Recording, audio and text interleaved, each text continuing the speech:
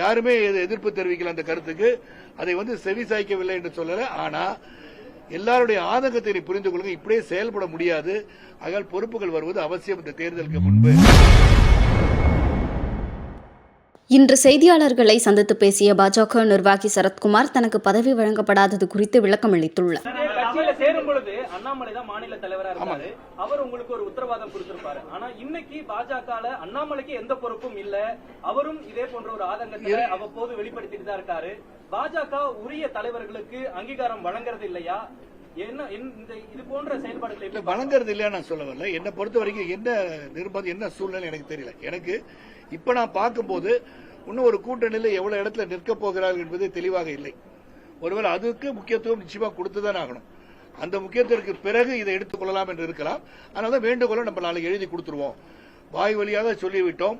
அவர்களும் உத்தரவாதத்தை தந்திருக்கிறார்கள். அங்க இருக்கிற எல்லாருமே சரி, அண்ணாமலை அவர்களும் சரி, நயனார் அவர்களும் சரி, அரவிந்த் மேனன் அவர்களும் சரி, சுதாகர் ரெட்டி அவர்களும் சரி, சக்கரவர்த்தி அவர்களும் சரி, கேசவநாயகம் அவர்களும் சரி, SR சேகர் அவர்களும் சரி, எல்லார்கிட்டையும் நம்ம பேசியிருக்கோம். யாருமே எதிர்ப்பு தெரிவிக்கல அந்த கருத்துக்கு.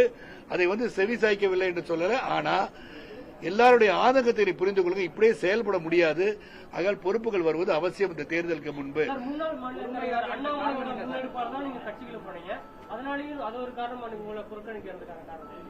அப்படி இல்ல, அவர் சொல்லி நான் கட்சியில சேரல. அதான் பல முறை சொல்லிட்டேன். நாங்க இந்த இயக்கத்தை இது மேற்கொண்டு வலுவாக எடுத்துச் செல்வது இந்த இயக்கத்தில் இணைந்ததற்கு மிக மிக மிக உண்மையான ஒரு நிலைப்பாடு எதுக்குன்னா, பாரத பிரதமர் மோடிஜி அவர்கள் மீது உள்ள விருப்பத்தினால் தான் நான் இந்த கட்சியில் இணைஞ்சேன். ஏன்னா 3வது முறை முதலமைச்சராக இருக்கும்போது, குஜராத்தின் மாநிலத்தில் முதலமைச்சராக இருக்கும்போது, மீடியா வாய்ஸ் என்ற பத்திரிகை நடத்தி கொண்டிருக்கும் போது நேர்காணல் நான் அவர் இன்டர்வியூ எடுத்தேன். அன்னிலிருந்து ஐ ஸ்டார்டட் ஃபாலோயிங் ஹிம். அவருடைய அட்மினிஸ்ட்ரேட்டிவ் குவாலிட்டிஸ், அவருடைய திறமை, நமது நாட்டை சிறந்த ஒரு இடத்திற்கு எடுத்துச் செல்வான நம்பிக்கை. நான் ஒரு தேசியவாதி பேசிக்க, அதை பலமுறை சொல்லிட்டேன். பச்சை வலது தோள்பட்டையில தேசிய கொடியை பதித்தவன் நான். அந்த தேசிய உணர்வு, தேசிய நீரோட்டத்தில் இன்னைக்கு போலாம் அப்படின்னு நினைக்கிறேன். ஏன்னா 19 மாநில நிர்வாகிகளா நியமிச்சிருக்காங்க. இவங்களுக்கெல்லாம் இப்ப 30-35 வயசு இருக்கு. அவங்களுக்கு 75 தொடு வருது. செய்திகளை உள்ளது உள்ளபடி தெரிந்து கொள்ள ரெஃப்ளெக்ட் நியூஸை சப்ஸ்கிரைப் பண்ணுங்க.